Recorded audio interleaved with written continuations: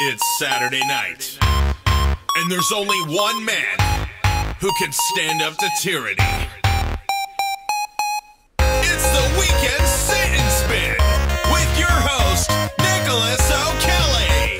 That's right, I am your host, Nick O'Kelly, and welcome to the Weekend Sit and Spin, right here from the Sit and Spin studios in Düsseldorf, Germany. Glad you could join us this Saturday. A week behind. Last Saturday, I actually took the day off because I've been attempting to write a book called Trumping Imperialism, and I am happy today to announce that it is out. It's ready to go. It's a short, concise synopsis, but nevertheless, it was meant originally to be an e-book. And that's exactly what it is. There is also a paperback version that you can get for yourself from Amazon.com. Be sure to check it out, though, because I think it's pretty thought-provoking. I think it's pretty good. It really analyzes what's going on with the Trump administration right now, the hysteria from the liberal left in wanting to constantly attack Trump and constantly wanting to keep him from doing his agenda, and that's really what's going on at this point. We have a situation, and I even say this in the book, it's like the people asking to have Barabbas released from jail and have Jesus hung on the cross. Because in my opinion, you have a situation where we finally have a real president. After so many years, decades worth of, he talks about fake news. We've had fake presidents for many, many years in this country. And when I say that, I mean they weren't robots or anything. They were fake in the sense that the people were either bamboozled into electing these people, considering that they ran on a platform which they then did not follow through on, or the election itself was rigged, as Trump talked about many times. I mean, I still don't believe that Obama was elected under... Well, we won't even go there. The point is, I think you understand that many of these candidates ran on what they knew their constituents wanted to hear, and then at the end of the day did not follow through. We haven't had a president who actually did what he said he was going to do, or even did things that were good for the American people since John F. Kennedy. I mean, John Kennedy was about to shut down the Federal Reserve, and they assassinated him. I mean, this is the tyranny that we've been living under, is that world governance, global governance, started by the League of Nations, transferred into the United Nations, now basically creating a cabal of criminal governments around the world to come together, sell out their sovereignty, and then double-cross their own citizens in order to bring about a one-world government. And this is the agendas that have been being pushed by people like George Bush Sr., by Bill Clinton, by George W. Bush, by Obama. And I analyze these things in the book because my question to you, the readers, is what else could possibly explain some of these insane agendas? For example, the never-ending war on terror. Why are we still in Iraq and Afghanistan? Why are we still in these countries? Unless we were attempting to sit on top of them as if we were colonialists and it was British rule all over again. Can you explain why we have a 16-year war going in Iraq? It doesn't make sense. 14 years, I guess, if we started in 2003 with Iraq, but Afghanistan, 2001. 16 years. Imagine the amount of infrastructure repairs and improvements we could have made. Imagine where our economy would truly be today if our money and our resources had been funneled back into the country rather than overseas, with an agenda of nothing more than attempting to expand the American empire. Why do we need an American empire? I understand that we are a huge country. We have a lot of influence. We have a lot of political influence. Of course, all of that is due to the fact that we have built such a system of prosperity and wealth, and that all comes from the freedom that we instilled ourselves with. We took hold of those inalienable rights given by God. We created our Constitution. We created a free market, at least partially anyway. And that is what drove the machine of wealth that we saw in this country, and other people now want to take advantage of it. And the people in Washington are allowing that to happen.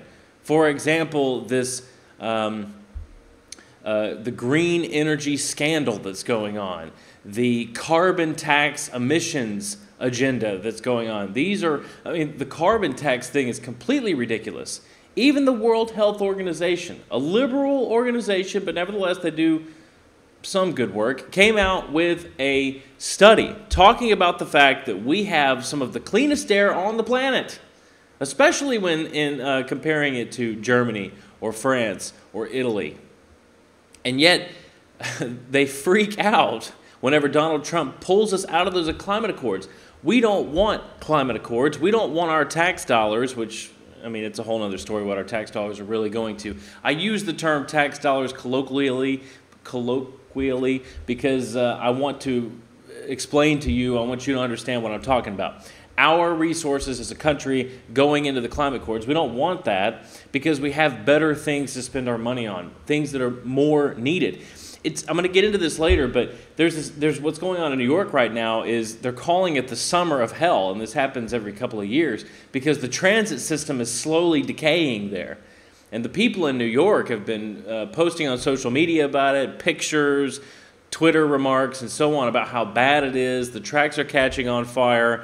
There's delays like never before, and there's more and more people, much larger volumes of people, especially in the summer because of tourism, trying to use the transit system. And yet we have no money to fund repairing it, to fund getting it back into a good working order. Why? Well, because de Blasio and Cuomo want to spend it on ridiculous projects and things that they don't need. For example, this bridge light show that they're now proposing. But we'll get into that later. Trump is the exact opposite of his predecessors, in my opinion. He ran on a campaign that he is now following through on. The Congress wants to block him. The Republicans want to block him. And I still can't get over the fact that tensions are higher between Trump and the Republicans than they were between Obama and the Republicans. They wanted to repeal Obamacare back in 2015. They had a plan to do so. They had the votes to do so. Still not quite sure why they didn't go through with it then. But they had it available on the floor. And now it's almost like they're refusing to repeal it. And of course, the justification is, the reasoning is that they don't have anything to replace it with. What about the time before Obamacare? Can nobody remember exactly what we did back then? Why do we need it now if we were able to exist for so long without it? And people say, yeah, but there's pre-existing conditions that we want covered. There's this and that. Look, if we go back to a free market insurance system, prices will drop because competition will drive those prices down. You will once again have better deals naturally. That's how the free market works. The government does not belong in the insurance business.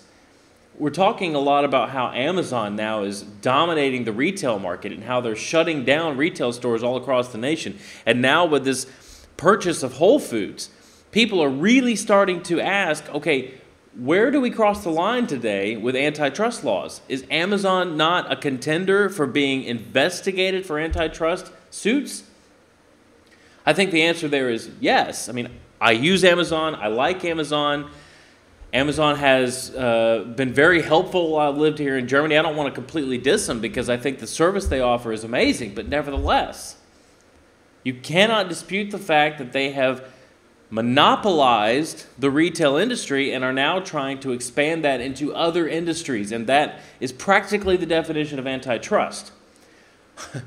Can we not say the same about the government at this point? The government, under Obama, centralized many different industries. It already is, without a doubt, one of the largest corporations on the planet. I mean, we have a $20 trillion budget. That's unbelievable. Obama attempted to centralize education, which was a Nazi tactic. He attempted to centralize healthcare, which he was able to do, also a Nazi tactic.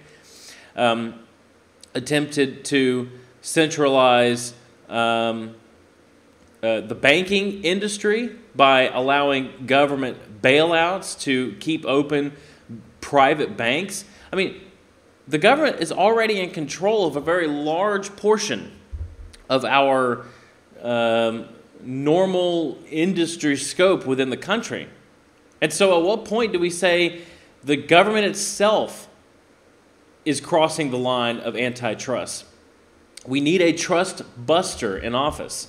And that is what Trump is. That's what he ran on, that he would roll back these Obama regulations, that he would take us out of the climate accords, that he would restart the wheel of industry, that he would boost the economy by opening up the pipelines to let in the oil, by bringing back manufacturing jobs, by renegotiating NAFTA, and so on and so on. All of these platforms he is winning on. He is delivering on. And yet the Congress refuses to get behind him. They refuse to let him get to work. They want to do nothing but block him. And I don't understand it. I really, honestly don't understand it. Because if they would just let him get to work, then imagine how many more wins we would have. And we're still within the first year of his administration. We just crossed the 6-month border a few weeks ago. This is crazy, ladies and gentlemen. And I have to ask, why is it happening? What is the hysteria? Is it this Russia collusion garbage?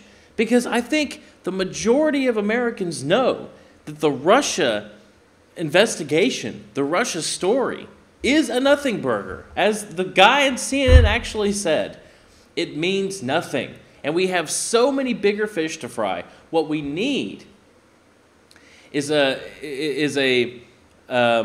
commutative effort from our Congress, from our government itself, along with the executive branch, to push us forward, to better the country, to work on the economy, because the economy's in the toilet.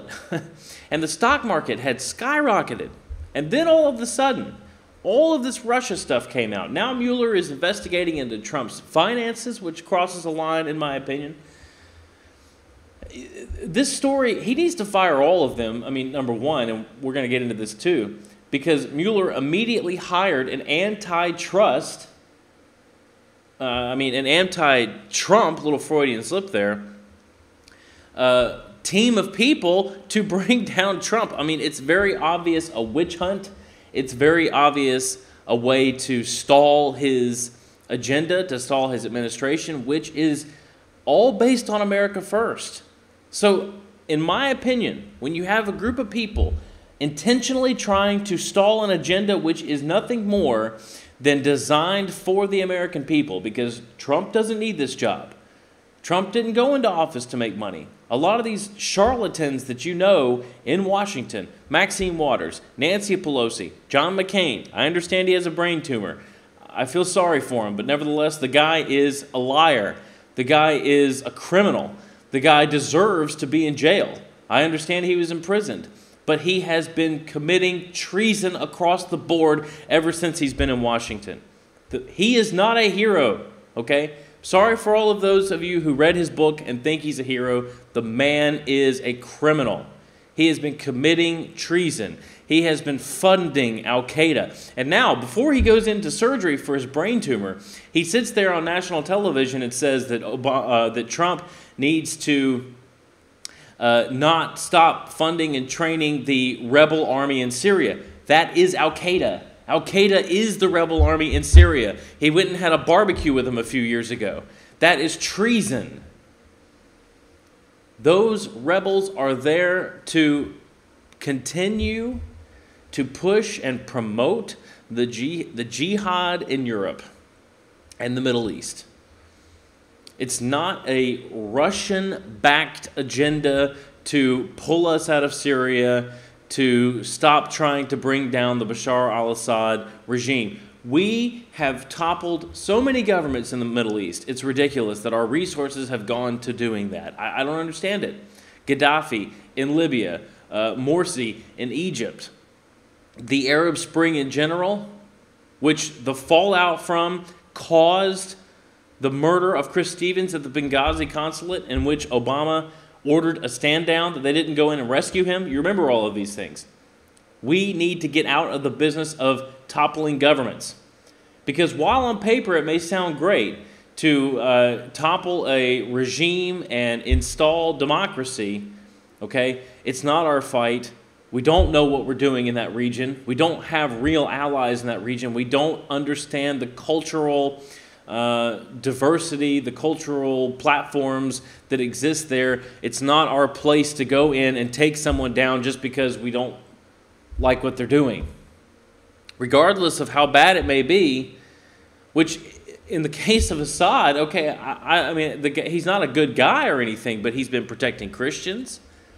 He has been, he's not as totalitarian as his predecessor family members. I mean, he's been bringing in more and more freedom as the years have gone on. So again, I'm not backing the guy. Now, he did agree to stand down if we were to work with Russia to fight off ISIS, to smash ISIS, who's trying to also work against him, and so on. He agreed to step down as a part of a negotiation deal with the Pentagon and the CIA. And in my opinion, that's what needs to happen now. I mean, I don't want to go into all of this detail, but he should step down now. I think that's what Trump is waiting on. But boots on the ground in Syria is not a good plan. John McCain thinks we need to continue to fund and train the Afghan rebel armies, which is Al-Qaeda, to be able to topple his government. He's a warmonger. And it's all because he's been bought out, he's been leveraged, he is controlled by the military-industrial complex. That's who John McCain is. Okay, but all of these people, besides that, went into office to be able to make money. These are people who are lawyers and probably were tired of trying to make money in the private sector. These are people who came out of the military and needed something to do, and so they go into office to have a career, to make money off of your tax dollars. They go in, they set up deals, they set up backdoor deals to give their family members, themselves, business after they retire from Congress, and so on and so on and so on. How do you think Nancy Pelosi has made all this money? How do you think Bernie Sanders bought that giant house after his failed campaign? How do you think Hillary Clinton owns all of these mansions? How do you think Maxine Waters lives in one of the richest neighborhoods outside of her district, by the way? I mean, her house, go look it up, takes up a city block. How do they do this? They're not business people. They've been in Congress forever. Because they go into office and they come out richer than when they went in.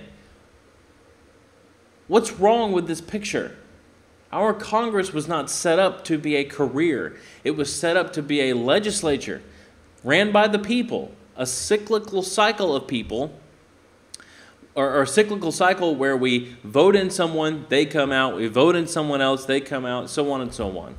That way the people are fully represented.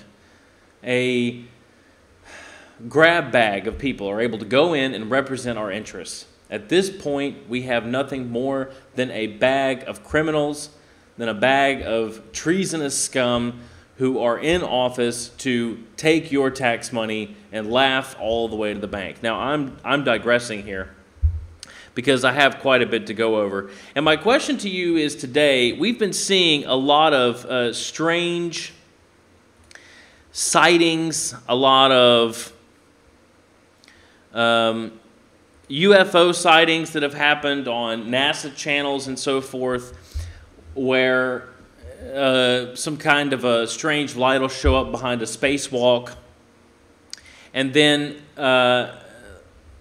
they cut the feed suddenly. We've been having a lot of signals coming from space. Anonymous came out a few weeks ago and said that they expected to see a revelation of aliens very soon. That's all well and good. But my question is, are there already aliens here on Earth? Could that possibly explain the anti-American agenda from our Congress? That these people would willingly sell out their country? That these people would willingly block the one man who has come into office, bought his own way in, paid for his campaign, he's not leveraged, he's not beholden to any special interests. I mean, he doesn't belong to any special interests, and yet they then want to try to pin the Russia scandal on him. even though Hillary's the one that sold off a fifth of our uranium supply to Russia. And that actually happened. I think it was something like $145 million went to the Clinton Foundation in exchange for uranium reserves. Now, that to me is Russian collusion. Bill Clinton had speaking engagements in Russia for hundreds of thousands of dollars to the Clinton Foundation. These are instances of collusion with Russia, not Trump saying hello to Putin at the G20, not Trump wanting to cool the tensions between us and Russia, which Obama intentionally flared up. I mean, could it be that these people are really aliens? Do we really have lizard people running our government? I don't know. I mean, there has to be some explanation. So before we get into all this news, I thought we'd check out some of this fun news here from the Sun. Frequency flyers, strange signals that appear to be coming from a star close to Earth may have been sent from aliens. Scientists say astronomers picked up the communications in May and have refused to rule out the possibility they were sent by extraterrestrials. Stargazers have received some very peculiar signals. Experts listening at the Arecibo Observatory were on a planet spotting mission when the strange pulses came over the radio between April and May. However, while boffins have not ruled out the possibility that the signals were produced by aliens, it's currently the top theory about their origin. It wasn't until 2 weeks after the project finished that they noticed the strange signals, which came from Ross 128, some 11 light years away, on May 12th. Ross 128 is a small red dwarf that is the 12th closest star to Earth, which makes it very close indeed when compared to the billions and billions of other suns out there in the universe. We believe that these signals are not local radio frequency interferences, since they are not unique to Ross 128, and observations of other stars immediately before and after did not show anything similar.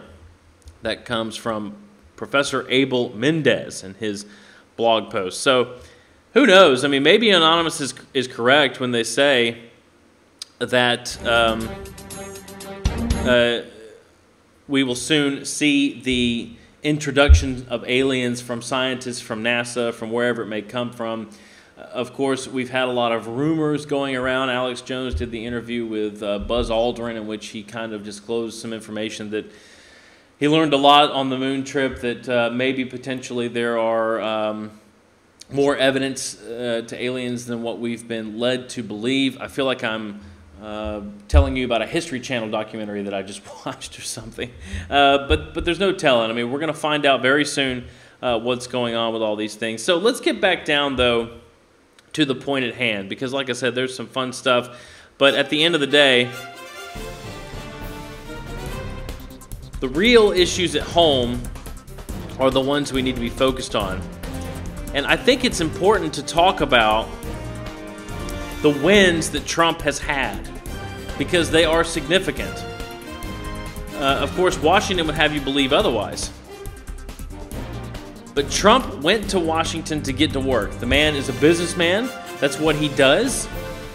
He gets down to business, and he has been delivering on his agenda ever since he went into office, only a few months ago. We have here from the Washington Examiner, Border Patrol Union Chief praises miraculous drop in illegal immigration under Trump. Now, the significant downturn in the number of illegal border crossers between the U.S. and Mexico is nothing short of miraculous, National Border Patrol Council President Brandon Judd said on C-SPAN on Monday, and we have that video here.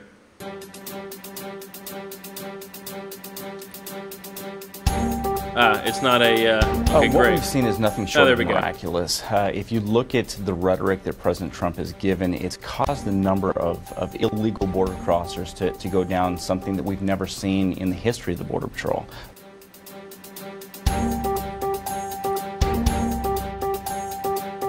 Okay, great. That was worthless. Thanks, guys. As far as the Trump administration efforts on immigration, this is something they campaigned heavily on. He said at 6 months where we are on meeting those promises, we are seeing nothing short of miraculous. If you look at the rhetoric that President Trump has given, it has caused a number of illegal border crossings to go down. We have never seen such a drop that we currently have. The thing about the border is that Trump has come in and said that he's going to do something about it. He's starting to roll back delays on deportation that Obama had put in place, which is exactly what he campaigned on. And by the way, I mean, there are engineers, there are companies quoting the building of this wall. I know a lot of the media has given up on the wall being built, but I still think it's actually going to happen. I mean, he said it was going to happen. We need funding for it, and there's already a plan in place to fund it. Congress just has to approve of it. And, of course, everybody keeps saying, oh, well, he said Mexico was going to pay for it. So, look, he said Mexico was going to pay for it, and they will. But that doesn't mean they're going to pay for it up front. They're going to pay us back for it through a system of paybacks that they already owe us anyway. Mexico has sent us drugs, has been sending drugs across our border, has been sending criminals across our border, which has caused millions of dollars worth of damage to our country, has sent in tons of illegal aliens who have been taking advantage of our tax system, of our job market, who have caused deficits to actual American citizens and their normal budgets. I mean, all of these things Mexico already owes us for, and it's only a matter of negotiation that Trump gets that money back. So it doesn't mean that they're going to write a check and directly pay for our border wall.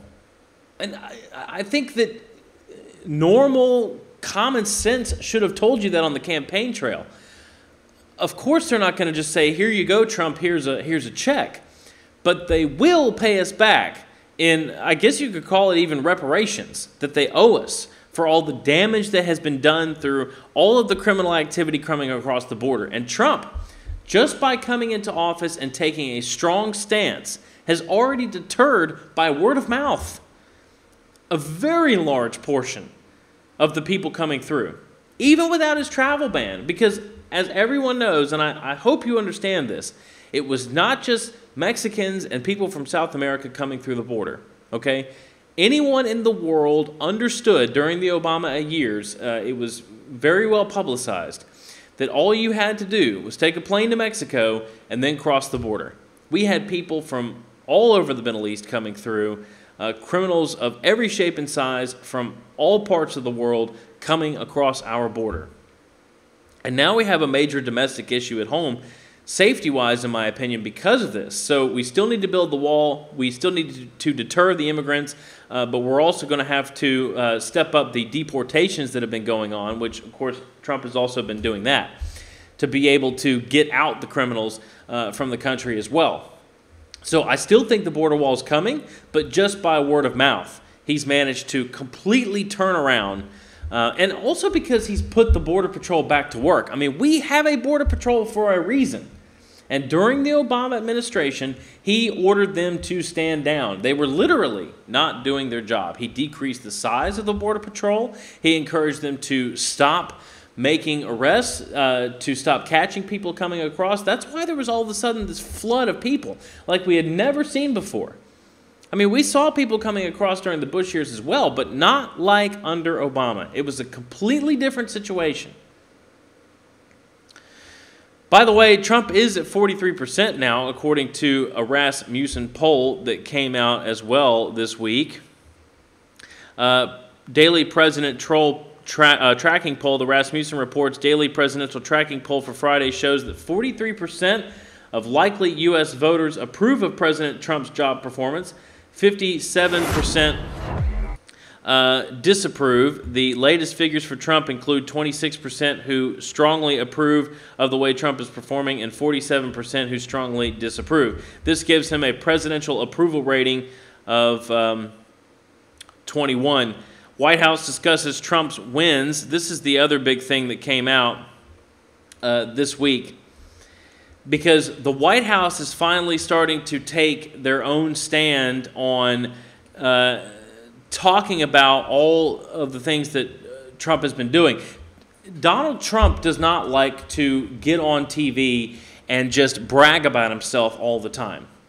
That may come as a shock to you, because he had the reality television show, which, by the way, was extremely successful. I think a lot of people tend to forget just how successful The Apprentice was. I mean, it was extremely successful. Probably the top reality television show in reality TV history, which has been making a comeback. I saw that on the Drudge Report yesterday, that suddenly the reality TV industry, the market's starting to come back. I don't think any of us missed it. You know, shows like Survivor and all, they were great when they first came out, but after like 12, 15 seasons, how long has that show even been on? I mean, it's unbelievable. After that long, eventually you start to say, okay, enough is enough.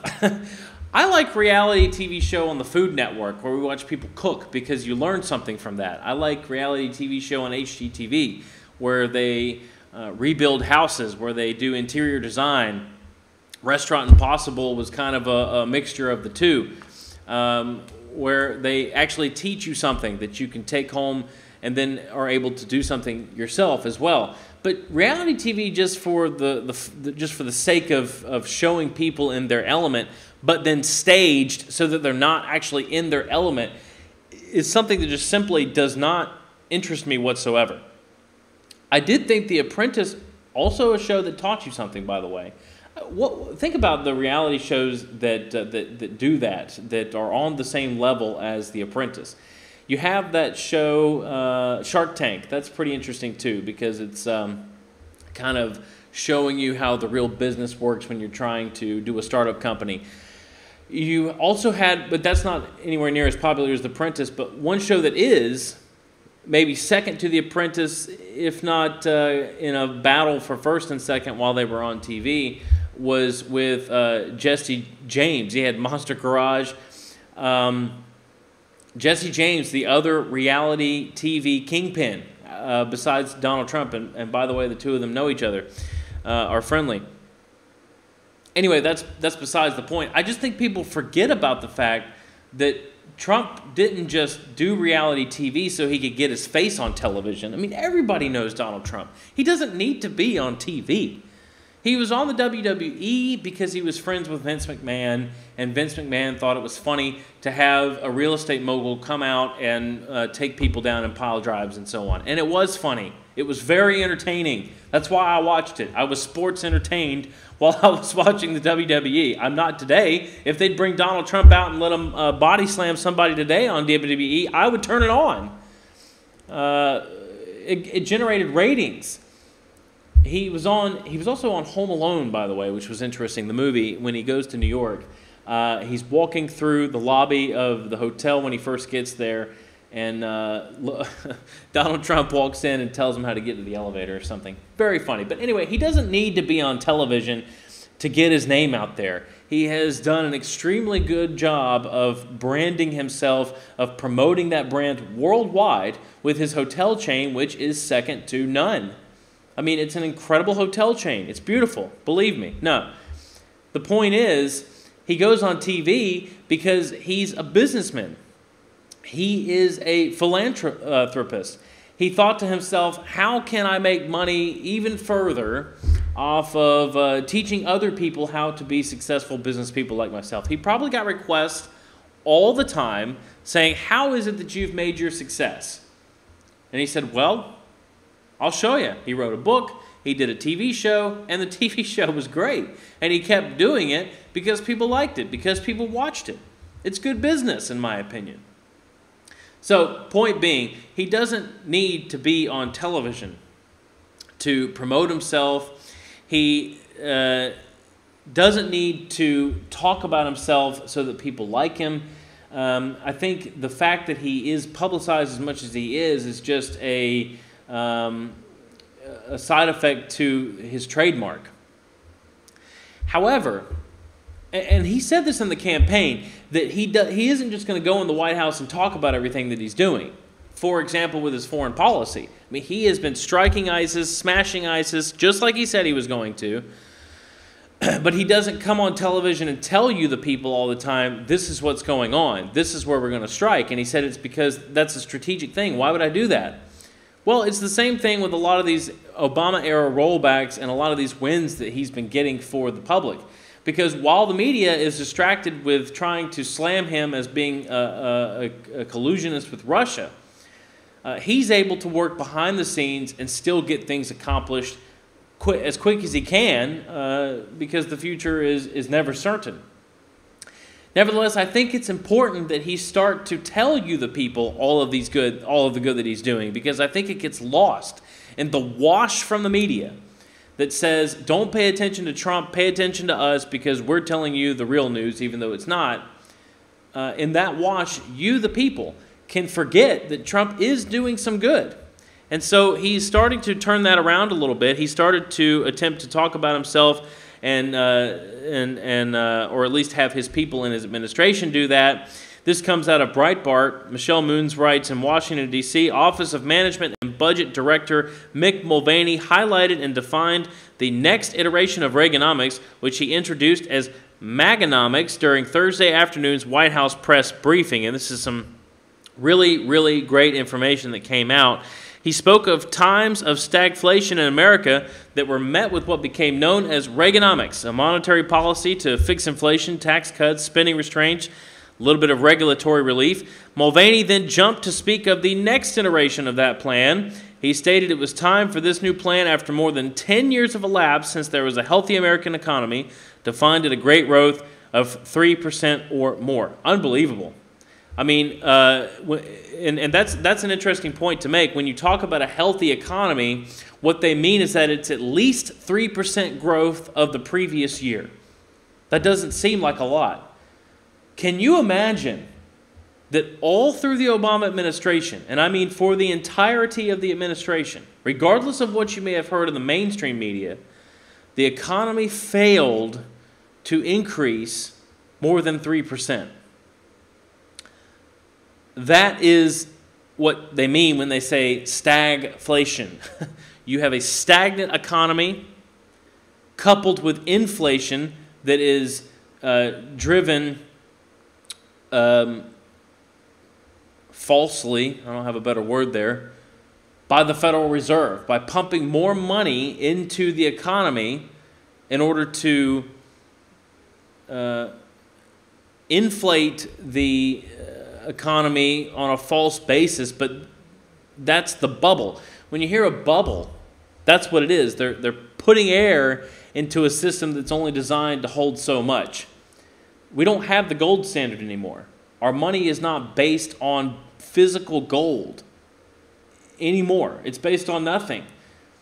When people say money does not grow on trees, your response should be no, it comes out of thin air from the Federal Reserve, because that's literally what happens. A private bank has the ability to print money at will and inflate or deflate our currency and economy at will, whenever they want. And so during the Obama administration, they rigged the interest rates. They inflated the economy under false pretenses. Then they crashed, before his presidency in 2008, they crashed the economy, by the way. And this is all a scientific formula for the bankers of the Federal Reserve and the bankers on Wall Street. They know what it takes to inflate an economy, how long they need to be doing so that they can then call in on the loans that have been defaulted and crash the economy. They know all of these things because it makes them more money. They know when it's going to happen. They therefore can sell off their stocks just before it happens. It's all an insider's game. But nevertheless, can you imagine a situation where we had less than 3% growth for that long a period of time? He recalled the mid-1990s when jobs were in abundance and he felt free enough to quit his job and start a business. Yeah, right. That's unheard of today. Most people don't have jobs, and if you do, you're not going to give it up. So what is Maganomics? He posited before defining it as tax reform, the Regulatory Accountability Project, previously called the Unified Agenda, energy dominance, welfare reform, infrastructure, trade policies, trade, and spending restraint. Mulvaney went on, all of these things are designed towards one common end, and that is 3% sustained economic growth in this country again. He honed in on the administration's deregulatory agenda. He stated that the president gave him very specific instructions at the Office of Information and Regulatory Affairs, which is part of the OMB. The president had told Mulvaney that they must have a 2-for-1 policy on regulations that requires 2 regulations to be cut for every one they want to install. The second instruction Mulvaney received was that any new regulation could not increase financial burden. That was also a campaign promise by Trump, the 2-for-1 policy. I think it's a great policy. I think it's amazing that he's actually managed to put that in place. It's not just those big ones, he said before, numbering the total number of regulations removed or withdrawn at, or actually I skipped here. He says, when it comes to major actions, we're at 16 to 1. He said the new regulation is the dental amalgam rule. It's not just those big ones, he said before, numbering the total of regulations removed or withdrawn at 860. They have rolled back 860 Obama-era regulations designed to bring about a new era of economic stimulation, real stimulation, where the regulations do not put a frame around our economy, put a frame around our free market, where businesses can operate and can make more money, which can mean more money for you, all in the private sector. He said none are particularly sexy or glamorous. He noted the slow accretion that slow cancer can come from regulatory burdens that we put on our people. He gave one example as changes Secretary of the Interior Ryan Zinke had made in streamlining paperwork for outdoorsmen. It's a small change that he said, when added up with others, can make a big difference. Mulvaney then revealed that the Obama administration had a secret list of regulations, a list of things they wanted to regulate that was not disclosed to the public. We are disclosing it, he said. We will not have a secret list. We will not have a hidden list of regulations that we're thinking about doing, but we're going to tell you, but we're not going to tell you about. Mulvaney then held up books of regulations put out by the Obama administration. You can see the picture here. During Obama's last week in office, he comparatively held up a fractionally smaller stack of books that represent the regulations from Trump's first week in August. In the last 6 months here, the Obama administration put on over $6 billion in new regulatory burden. He said, we had zero. He said Americans will see more decrease in regulatory burden in the coming years. Reporters asked Mulvaney to give more details on the secret list. It was identified as things the Obama administration that they wanted to advance and were not included in their spring 2012 agenda. So, finally, Trump coming on the offense and saying, look at what we have managed to do. Look at what we're doing for you. Because when he talks about economic growth, he's talking about real economic growth, something that you can tangibly see, that you can understand as a member of this economy, as a member of this country, as a tax-paying citizen, that you can say to yourself, something has changed. I'm not feeling the burden anymore. Government's not interfering so much in my life. I'm starting to make more money. This is what we want. This is what we want to see. And yet we have this cold civil war from the media in which they are attacking one another now, because Fox News is about the only group outside of the alternative media which is heralding Trump. And yet CNN and MSNBC is completely focused on the fact that he is somehow involved in Russian collusion. It doesn't end there. I have a stack of stuff here. Food stamps are at the lowest usage in 7 years. That's amazing. Trump has abolished Obama-era deportation delays. And even Gorka is saying America is back within the first 6 months of Trump. I mean, so many people in the media are starting to see that it's not just rhetoric, that Trump is doing good things for the country. In an op-ed in The Hill, Dr. Sebastian Gorka, Deputy Assistant to President Trump, outlines key aspects of Trump's America First foreign policy noting that the first 6 months of his presidency shows that America is back and the era of apologizing for America is over.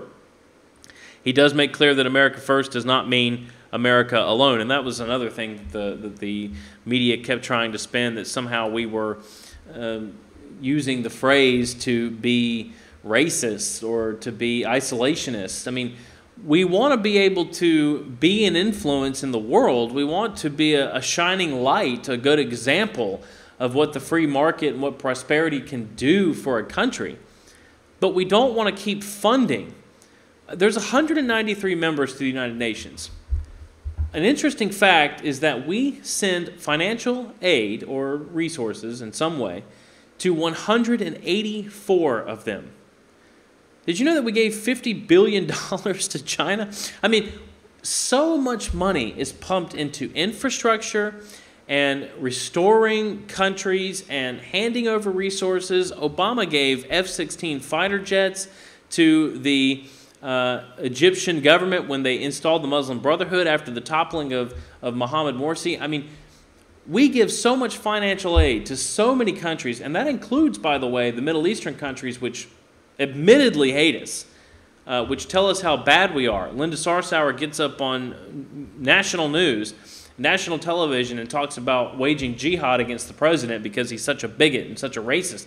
And yet we hand over money to Muslim majority countries. 5 of them, by the way, receive upwards of $50 billion per year from the U.S. government. That's your tax dollars going to promote and infrastructure and restore countries. Of course, we caused the damage in the Middle East in the first place, but nevertheless, how long does this have to go on that we continue to give all of our money while our train tracks in New York City are crumbling, and so on and so on? I thought this op-ed was pretty interesting, though, and he says in The Hill,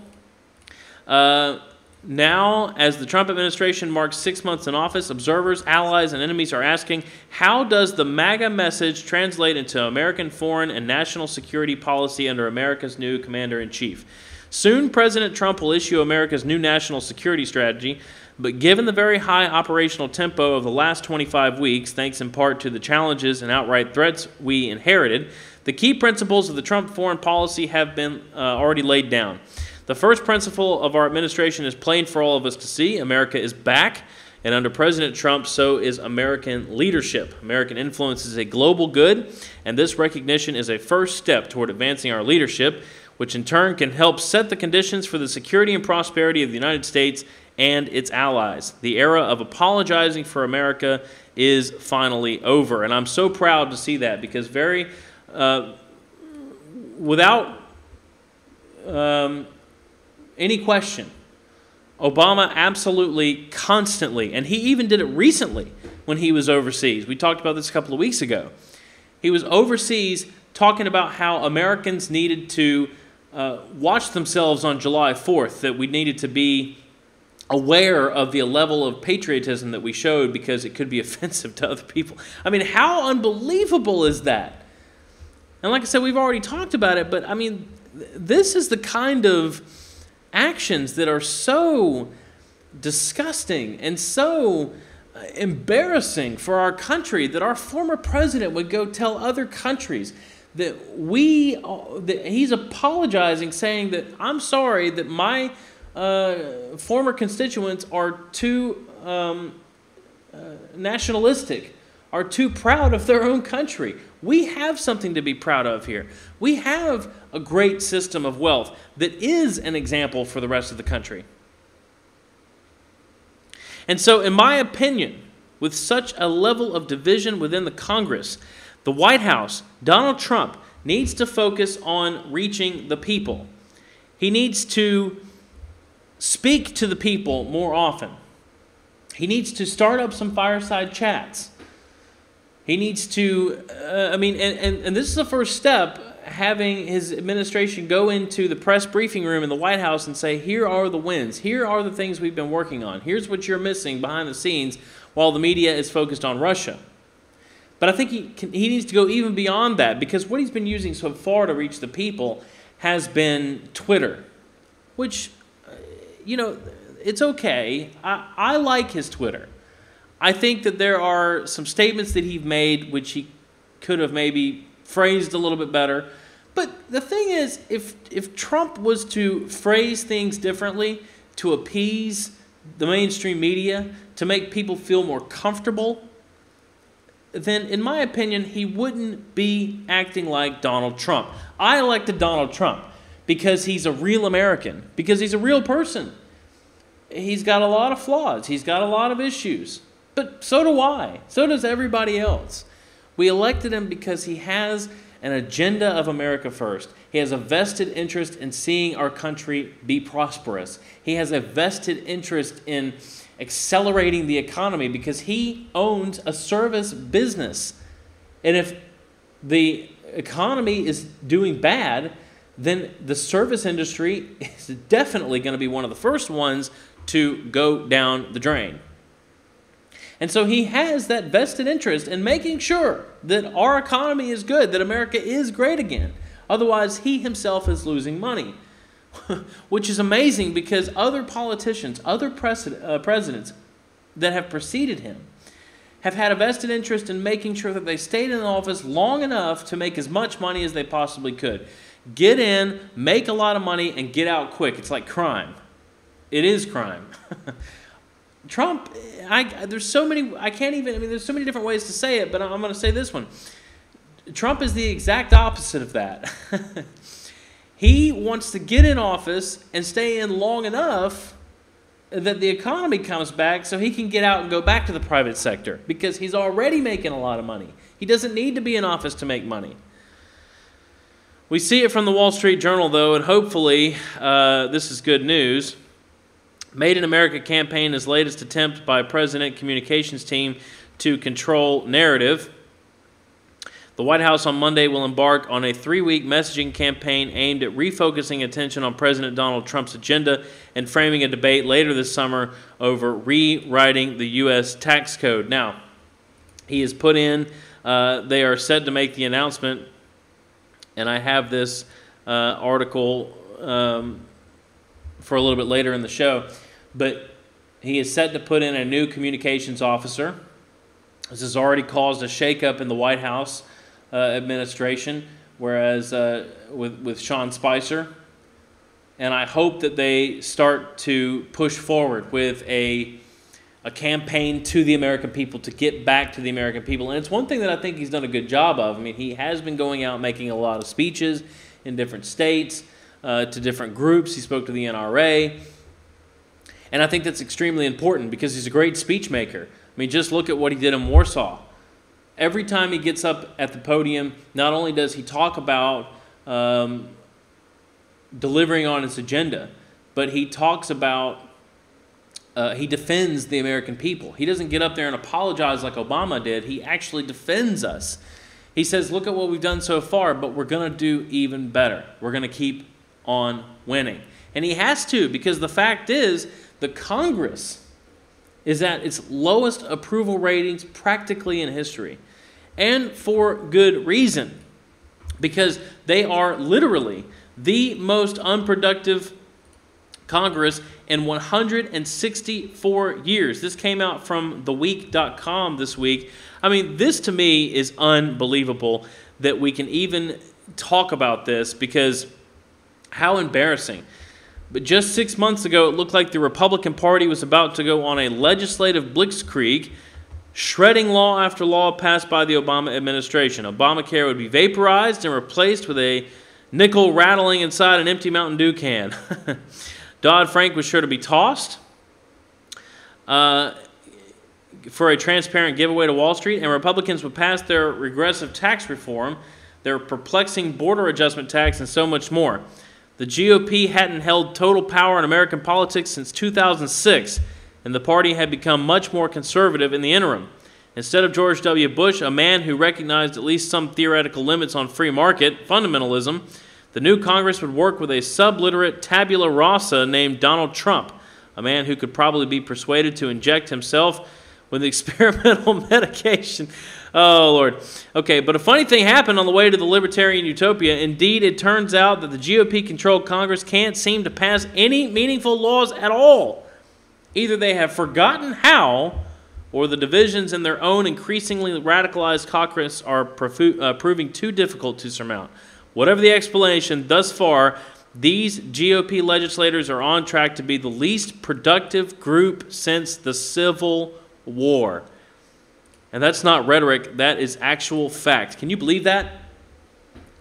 Is this a group of people that you want to keep in office?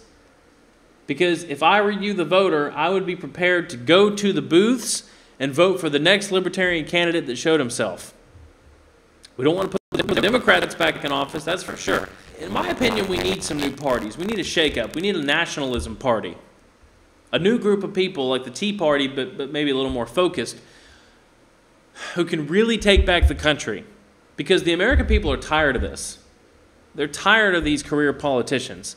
They're tired of the likes of John McCain staying in office for this long. I don't know how they do it. I mean, I do know how they do it.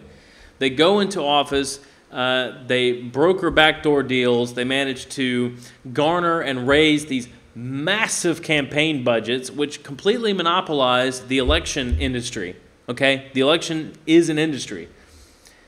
The reason that the average Joe can't win a seat in Congress is because he hasn't been in Congress, and therefore he can't get the deals to give him enough money to campaign for himself. That's why Donald Trump won, because he was probably the only American patriot in the entire country who had enough fame and money to be able to run against Hillary Clinton.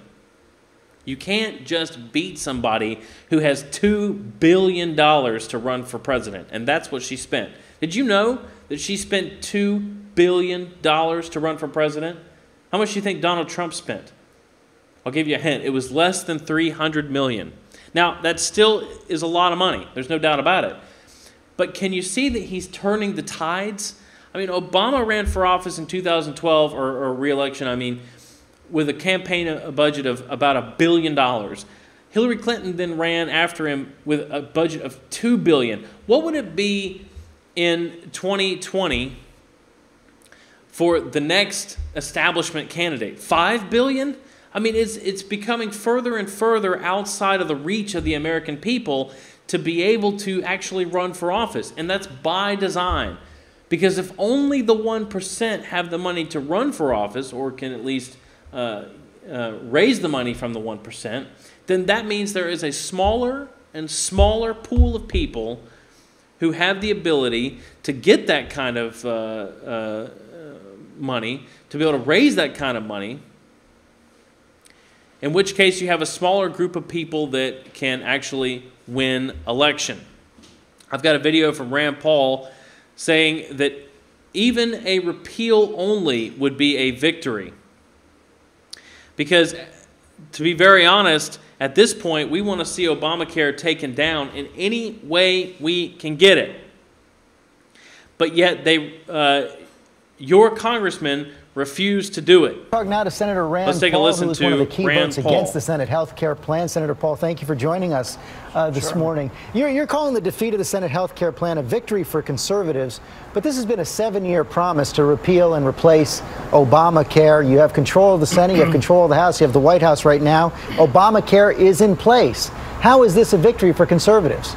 Well, no, what I'm calling a victory is not the defeat of the plan. What I'm calling a victory is that we will get to vote on a clean repeal. I've been advocating that we repeal Obamacare, all of it, and we're at least going to get a vote on a partial repeal, and that is a victory because I wasn't in favor of an insurance company bailout. The previous bill had about $180 billion to give to insurance companies. Look, insurance companies have gotten rich on Obamacare. They used to make $6 billion a year in profit.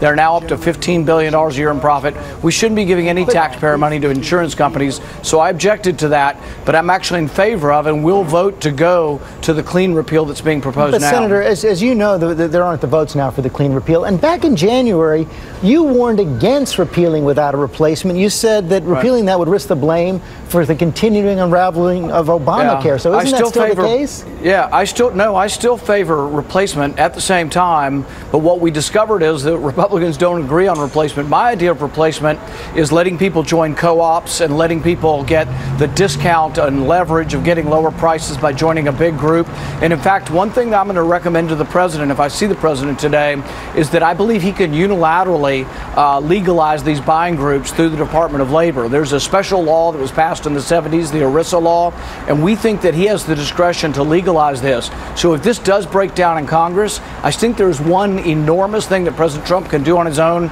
and that is to let anybody in the country get out of the individual market where the death spiral is and get into an association so they can get better pricing. I know you want to see the president tape, but the New York Times is reporting he's kind of annoyed with you. He told those other senators on Monday night that he was upset with your grandstanding to defeat the Senate bill. I think the president and I have a good relationship. I've been one of his strongest defenders. I will continue to defend him against mainstream media attacks. But on issues of substance like health care, he knows where I'm coming from. I've been here, ever since I ran for office. I was at the first Tea Parties saying that Obamacare was a mistake and we should repeal it, the whole thing. And I always wanted to replace it and still do, but I want to replace it with freedom, competition, legalize inexpensive insurance. I just don't want another big government program. And I'm also fearful, both politically and also from a point of view of policy, that if we keep parts of Obamacare in place, that the Republican plan will fail. And I'm really wanting Republicans to be saved from themselves, because if they take over health care and pass something that resembles Obamacare and doesn't work, then we will own a terrible and tragic health care system. And I don't think Republicans ought to own this thing. I agree with the president. Obamacare is a disaster, but it's the Democrats' creation, and all the problems of its unraveling belong to Democrats. Senator, our viewers, as you might imagine, are intensely interested in this, getting a lot of questions on Facebook, more on this subject than any other. And here's the one that's coming in more than any other. Dawn Polshewitz has an example. Why can't we all have the health care program that the senators and congressmen have? We are getting that question again and again and again.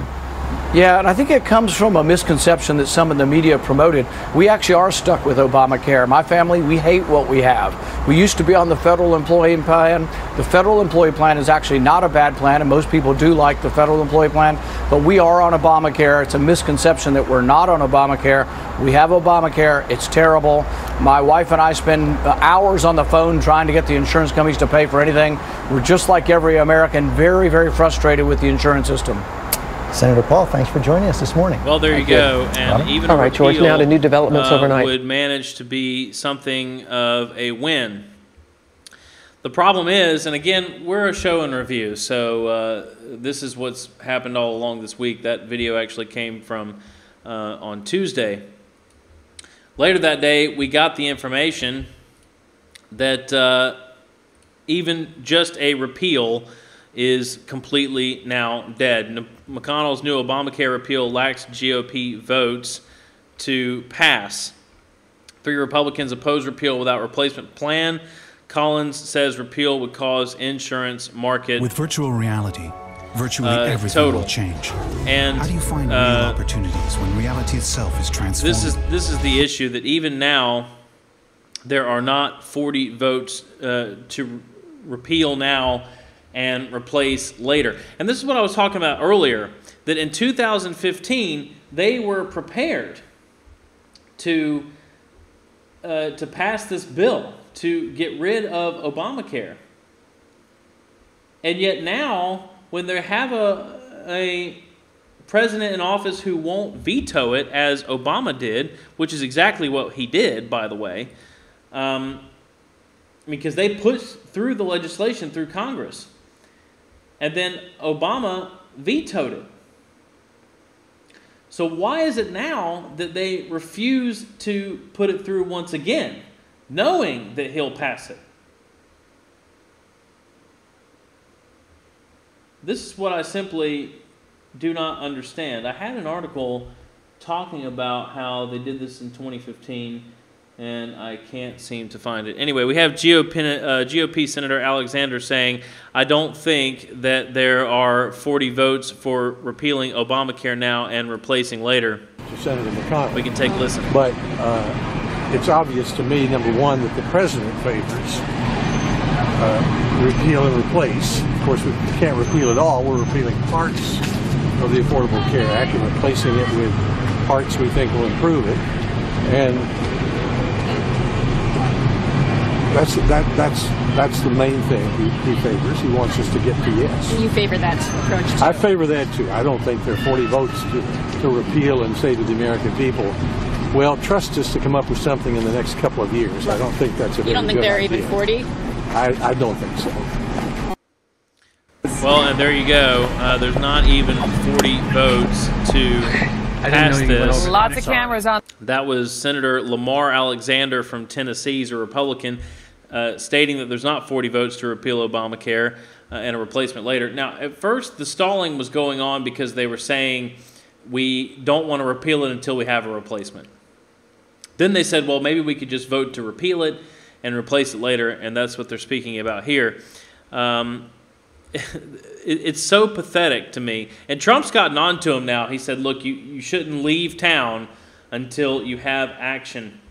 But Trump is taking a hard stand as well, and this is once again something that he said in his campaign. He said, we'll just let Obamacare fail. Trump says replacing insurance law will be easier once chaos erupts because the Democrats are going to come to us. And I agree with that. I think once they figure out that they can't seem to do it on their own, they will simply go to the president when they come to their senses for some type of a solution. He's predicting that a collapse of Obamacare would be the catalyst that propels Congress to action on a replacement.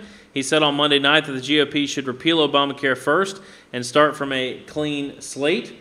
But that effort quickly fizzled with 3 Republican senators defecting. Now he says White House will just simply let Obamacare fail. It will be a lot easier. We're not going to own it, he insisted. We'll let Obamacare fail, and then the Democrats are going to come to us. And that's what he said during the campaign, is that they're not going to own that. This is Obama's doing. He stole from Freddie Mae and Fannie Mac to be able to fund Obamacare, by the way. That scandal has come out now. So why should the American people own it? Take a listen to Trump. Been hearing about repeal and replace, and Obamacare is a total disaster. Some states had over a 200% increase, a 200% increase in their premiums, and their deductibles are through the roof. It's an absolute disaster. And I think you'll also agree that I've been saying for a long time, let Obamacare fail, and then everybody's going to have to come together and fix it and come up with a new plan, and a plan that's really good for the people with much lower premiums, much lower costs, and much better protection. I've been saying that, Mike, I think you'll agree, for a long time. Let Obamacare fail. It'll be a lot easier. And I think we're probably in that position where we'll just let Obamacare fail. And I agree with him. I think at this point we just need to let it fail. I'm tired of hearing about it.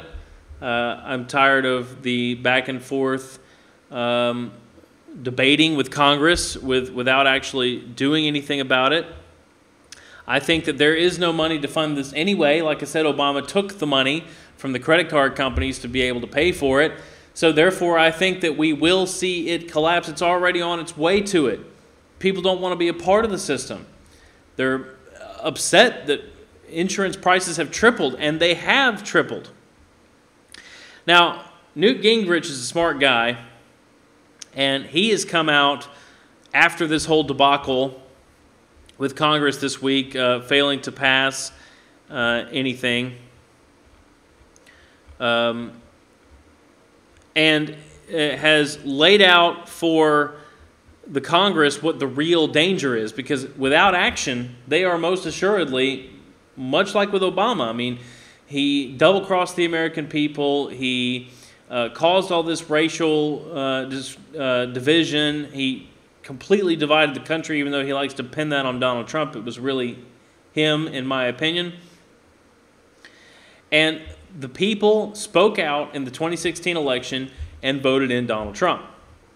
The same thing's going to happen with this Republican Congress if they don't continue with any action, if they don't deliver on their promises. They're going to be brought out of office. And God forbid the Democrats get put into place, who have no agenda, who have no direction. And by the way, now that resist, hashtag resist, or resistance is no longer working for them, They have a new campaign slogan. The Democratic Party has a new slogan to try to garner support from the constituents, and it is a better deal. I'm pretty sure that do we represent the Democrats are not a better deal. Let's take a listen to higher Newt take-home Gingrich. pay, more jobs, or not? Trump, you just had him, the president, a minute ago, talking about what he wants to do to make America great again. I think that he's in the right general direction. I personally believe they ought to do as much as they can on health care right now, but they shouldn't spend the whole rest of this year on one issue. They have also got to pass, I think, by Thanksgiving and get signed into law by Thanksgiving, a very large tax cut, retroactively designed back to January 1, to make sure that we have enough economic growth in 2018 that Republicans can run as the party of prosperity, of jobs, of higher take-home pay, and of economic growth. And I would say the highest focus ought to be on getting the tax bill through, because if we don't have economic growth next year, I think we're in real danger of having Speaker Nancy Pelosi in 2019. If we do get enough economic growth, I think, frankly, we'll probably get reelected. All right, that's Newt Gingrich talking about the real problem. And he's right. He's absolutely right. And we definitely don't want to see Nancy Pelosi come into power once again after all the damage she's already done. All right, I need to move along quickly here because we have a lot more to cover.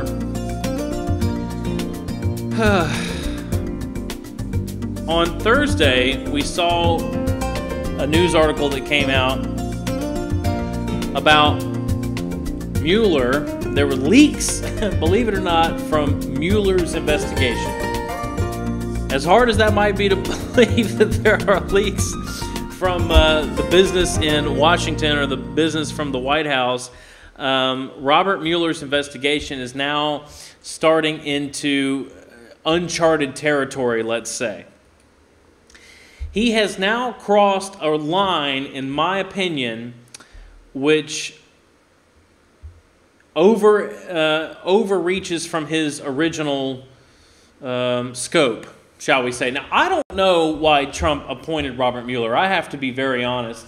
And he actually gave a couple of slights to Jeff Sessions this week because, and I think this is what brought about Robert Mueller anyway, is that Jeff Sessions rescued himself from the Russia investigation, which was a terrible idea.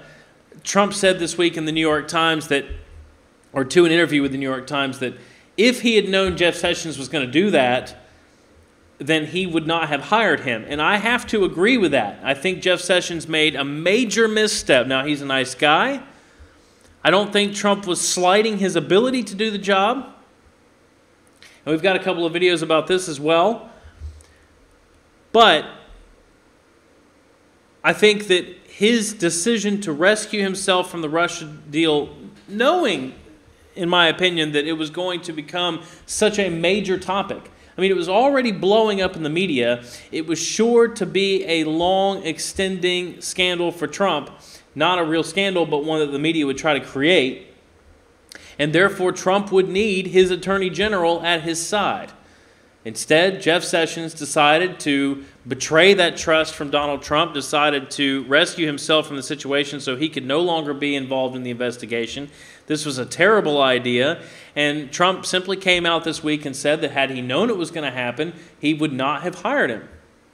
Well, at this point, I think he's going to have to, and this is what I'm saying to you, the viewers today, because we're going to see a lot of things coming out of the Trump White House here in the next couple of weeks. Some of them have already taken place. I'm going to run them down for you right now. First of all, I think he's going to fire Robert Mueller. He shouldn't have hired him in the first place. As soon as he did, he brought in a team of anti-Trump lawyers who all of their donations have gone to Hillary Clinton. Unbelievable. I mean, it's undoubtedly a witch hunt. But from Breitbart here today, loose lips sink ships. Mueller probe team starts leaking special counsel investigation details to press. The team, this is from Christina Wong, the team charged with investigating whether there was any collusion between Trump's campaign and Russia now appears to be leaking details of the probe to damage him. And this is the real crime, by the way. That was another article that I had that I just decided to skip, but I think it might be worth at least mentioning. The real crime in Washington is not the Russia collusion, which, by the way, 26% of Americans think that that's not even an issue. I mean, like I said, the economy is the real issue, and Americans want to see our government back to work on the economy, back to work on the infrastructure, not back to work on whether or not Donald Trump is colluding with Russia. It's garbage anyway. He's trying to roll back the Obama tensions between the U.S. and Russia so that we don't have a World War III with another nuclear power, which is completely crazy. But W&D had an article this week which was very interesting from Patrick Buchanan saying the real crime is collusion between the media and the leakers. For a year, the big question of Russiagate has boiled down to this: did Donald Trump's campaign collude with the Russians in hacking the DNC? And until the last week, the answer was no.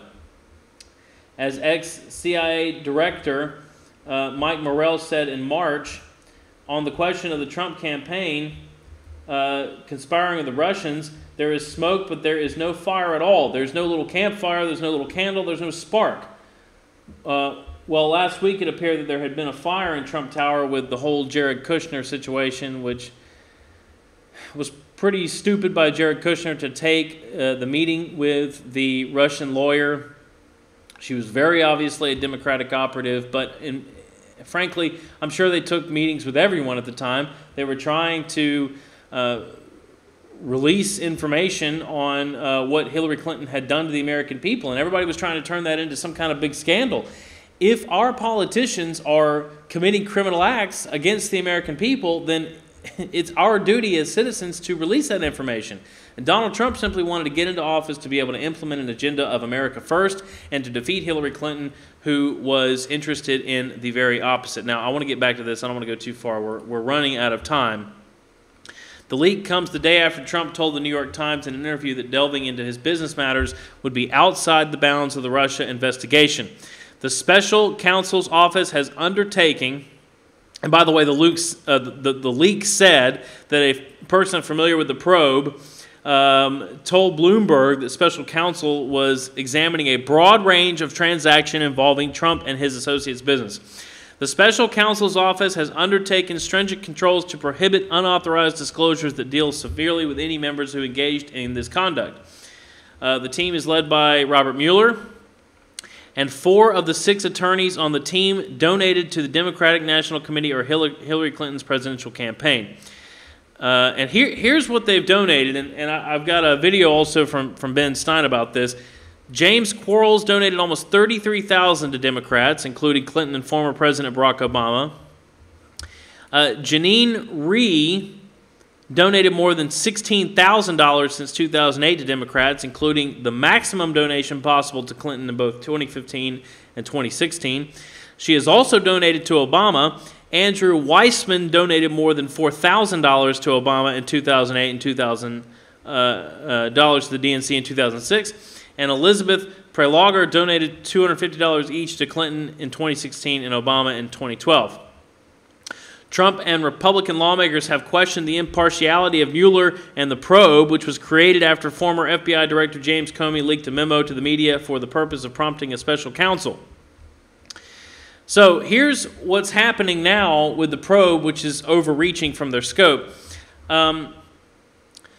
The leaker has told Bloomberg that investigators are looking at Russian purchases of apartments in Trump buildings and also Trump's involvement in a controversial Soho development with Russian associates, the 2013 Miss Universe pageant in Moscow, and also Trump's sale of a Florida mansion to a Russian oligarch in 2008. Also, the probe is extending to other members of the administration, such as Commerce Secretary Wilbur Ross's dealings with the Bank of Cyprus, where he served as chairman, and Jared Kushner's efforts to secure financing to some of his family's real estate properties. The roots of new line of inquiry lie in a wide-ranging money laundering probe that was launched by former prosecutor Preet Bharara, a friend of Comey who was fired by Trump in March before the probe could finish. Now, John Dowd is one of Trump's lawyers, And he came out saying that this was an overreach. He said, quote, "Those transactions are, in my view, well beyond the mandate of the special counsel, are unrelated to the election of 2016 or any alleged confusion between the Trump campaign and Russia, and most importantly, are well beyond any statute of limitation imposed by the United States Code." In my opinion, that's 100% correct. This is well outside of what they've been hired to do. And at this point, I think that Trump needs to fire these people, because this distraction has gone on long enough. I don't think he should have ever hired them in the first place. I think it was a mistake on his part, talking about a misstep with Jeff Sessions. I think it was a misstep by Trump to bring in Robert Mueller. And in my opinion, Ben Stein agrees with me. I have a video here where he says that Mueller wants to kill Trump's political career. Does have confidence in Jeff Sessions. Now, the newspaper that got that interview with President Trump, the New York Times, has stock ended up more than 1%. Now, Ben, the president is being criticized for undercutting the Attorney General and his Justice Department during these high-level probes into Russia. Why is the president talking to the New York Times about Jeff Sessions? I think he wants Jeff Sessions to resign. I think he wants him to be gone, and I think he then wants to fire the special prosecutor. Look, he has got a whole bunch of buzzards and other carrion animals that eat carrion looking over his shoulder. They want to kill him. I mean, Mr. Mueller, I'm sure he's a fine human being in many ways, but he's got that job because he wants to kill the political career and maybe take away the freedom of President Trump. He's not there for any other reason. Nobody takes that job, then hires 20 or 30 high-level Democrat prosecutors unless he's out to get the president. He's going to have to get rid of him eventually. He's going to have to get rid of Sessions. The whole idea of having a special prosecutor this early when there's no crime, nothing bad has happened. Ben, are you saying the president should get rid of Robert Mueller? That'd be a bombshell. Absolutely. It would be a bombshell, but I think it has to be done. I mean, Mueller has behaved in an extreme... You just heard it. In my opinion, this is exactly what's about to happen. I said I was going to lay out some things that are about to happen. I think that Trump is going to get rid of Robert Mueller. We don't care anymore. If there was evidence about actual Russian collusion without them having to dig up all this history, I mean, Trump's a businessman. He's sold real estate to all kinds of people. And by the way, his real estate is high-end, so his customers are rich. So there's not many rich people in America, right? So it doesn't... Of course he hasn't only sold his real estate to Americans. It's ridiculous that Robert Mueller is now looking into the possible Russian connections of selling Mar-a-Lago to... Or not Mar-a-Lago, but a Florida... a real estate property to a Russian. We are a free market. We are a melting pot. Maybe what if he sold a real estate to an African or an Indian or a Chinese man? I mean, what is this? I mean, the left is constantly talking about how Trump is bigoted and racist. And then he goes and sells property to members of citizens of other countries, and somehow that makes him a treasonous candidate in some way. This is ridiculous. This is beyond their scope. It's complete hysteria. And at this point, Mueller needs to go. Now, there is a new announcement about to come out that Scaramucci is a favorite of Fox News to be the communication. I talked about the new campaign to reach the American people that has come out from the White House. Well, that campaign involves Anthony Scaramucci, who is a New York financier, as the White House communications director. Because of that, the Daily Mail is reporting that New York City financier Anthony Scaramucci accepts key White House position. Trump is defending New York financier will be the next White House communications director as Jared Kushner wins West Wing tug of war. Anthony Scaramucci, a former New York financier, has accepted the job of White House communications director. He is a man who frequently defends Trump on television.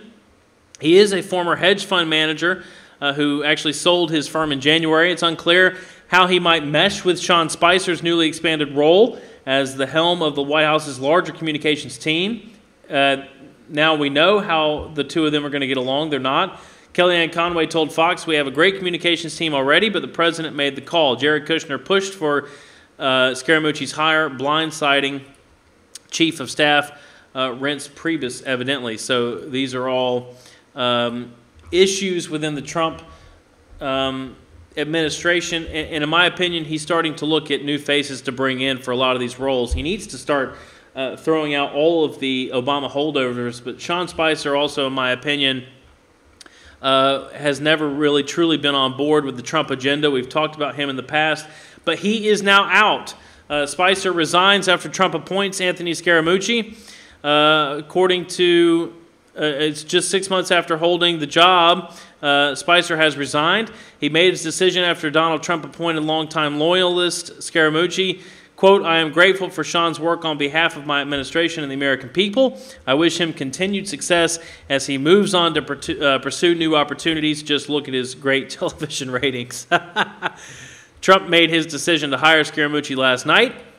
"It's been an honor and a privilege to serve President Donald Trump in this amazing country." Spicer wrote on Twitter, "I will continue my service through August." After White House Communications Director Mike Dubke resigned in May, Spicer tried to position himself as a replacement. That effort failed as Trump decided to select a Trump loyalist as a successor. So Sean Spicer's out. Scaramucci, the new communications director, and also Sarah Huckabee Sanders, is now the White House press secretary. Now, I like her. I like her a lot. I think she's great. I think she's quick on her feet. I think she's an excellent press secretary. So this, in my opinion, she's been the press secretary for the past month or two anyway. I haven't seen Spicer on television. I think this has been a long time coming. White House Principal Deputy Press Secretary Sarah Huckabee Sanders has been named the new secretary Friday morning. Scaramucci was named. Sean Spicer soon resigned.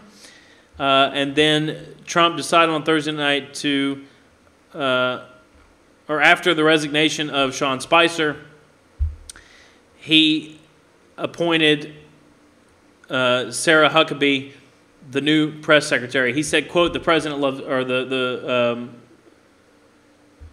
quote is, "The president loves Sarah. He thinks she's been doing a phenomenal job." Following Scaramucci's remarks, Sanders took the podium to answer additional questions. At the end of the briefing, she made the following comment about her job. She said, "I think it's probably certainly professionally, one of the greatest honors that any person could ever have to work in any capacity within this building, and to get to do that up here in such a public way and speak on behalf of the president is absolutely an honor and something I will cherish and hope to do to my very best every single day and be as open, honest, and transparent with you all as humanly possible, and will always work to operate at the highest level and certainly the most amount of integrity as you can." And I think she's done so far. It's exciting to see this change-up of faces. I think it's even more of a change-up of the establishment. It's a bit throwing the mainstream media for a loop. And you can tell that when you watch MSNBC. And again, I'm trying to hurry along, but Nicole Wallace on Scaramucci, not all the president's men, all of Sean Hannity's men. For healthcare, tax reform, or anything else on the president's legislative agenda. Scaramucci is Hi, a Fox Andrew. News These are favorite, not all the president's men. These are all of Sean Hannity's men. Brought in. Take a listen.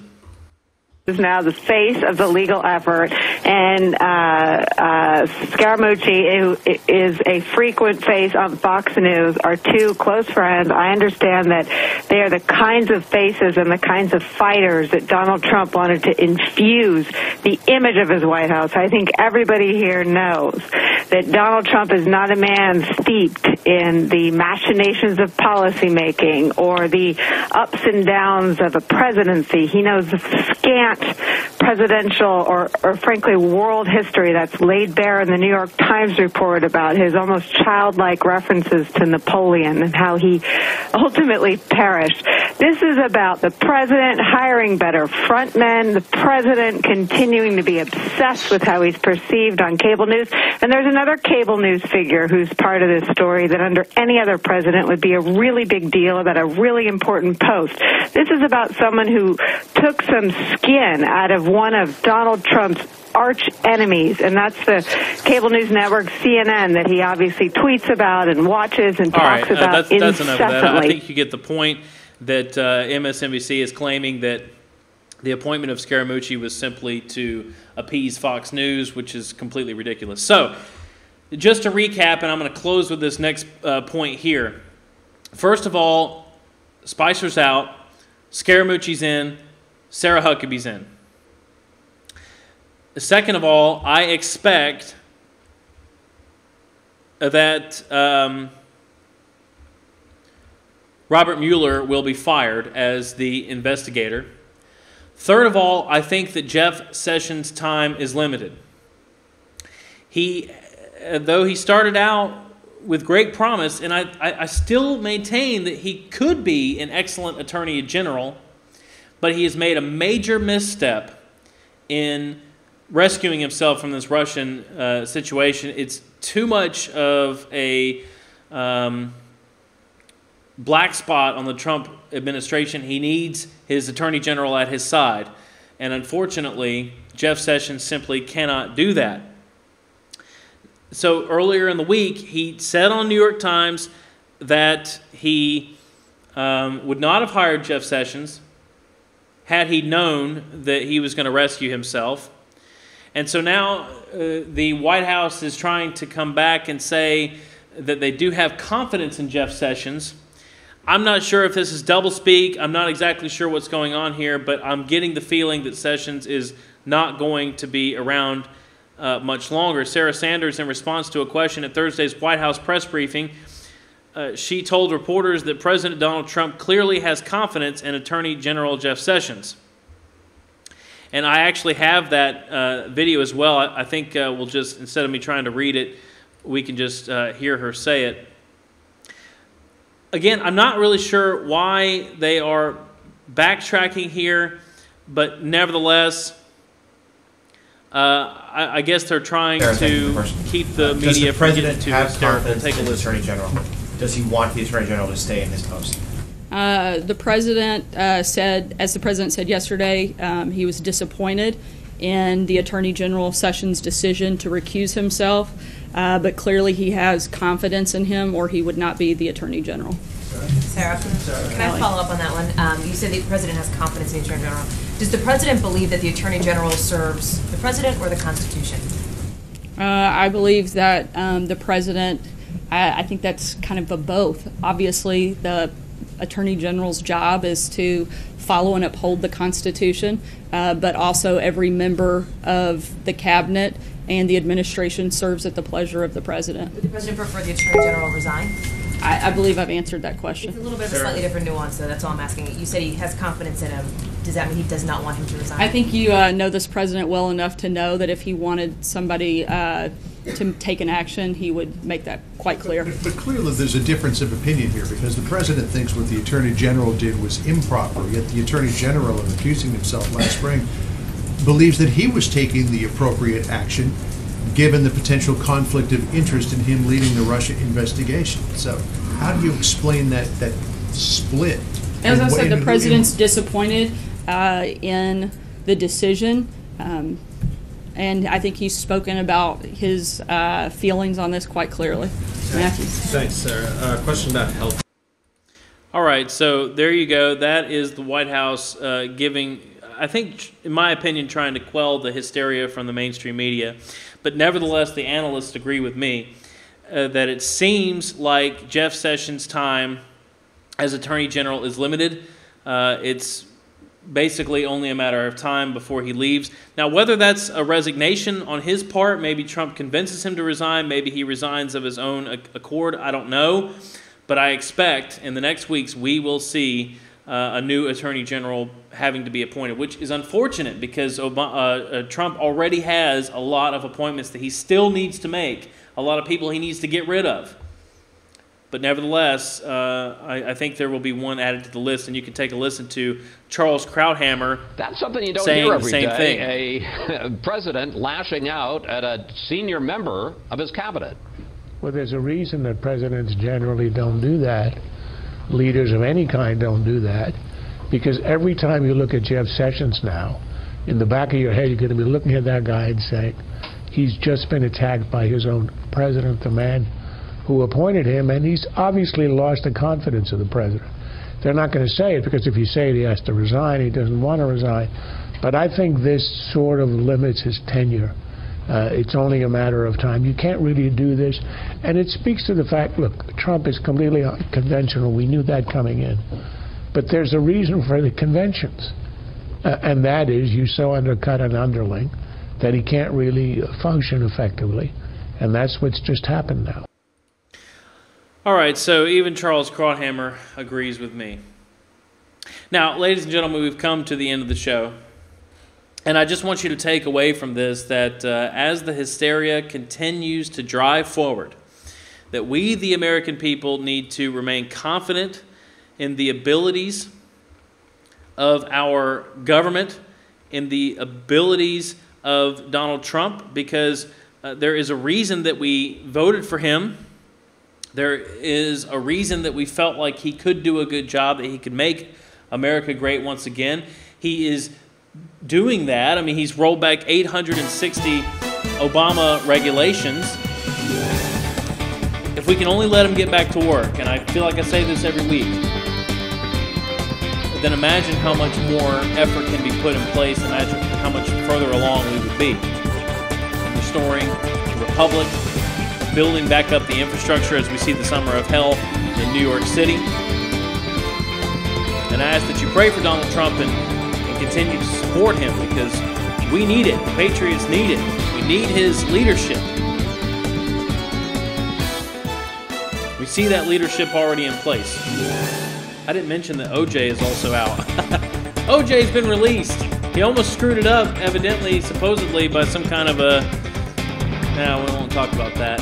Can you believe that? Reality TV show. Speaking of reality TV, they are shopping him. Unbelievable. All right, I'm Nick O'Kelly. You've been listening to the Sit and Spin radio show. Join us every Saturday.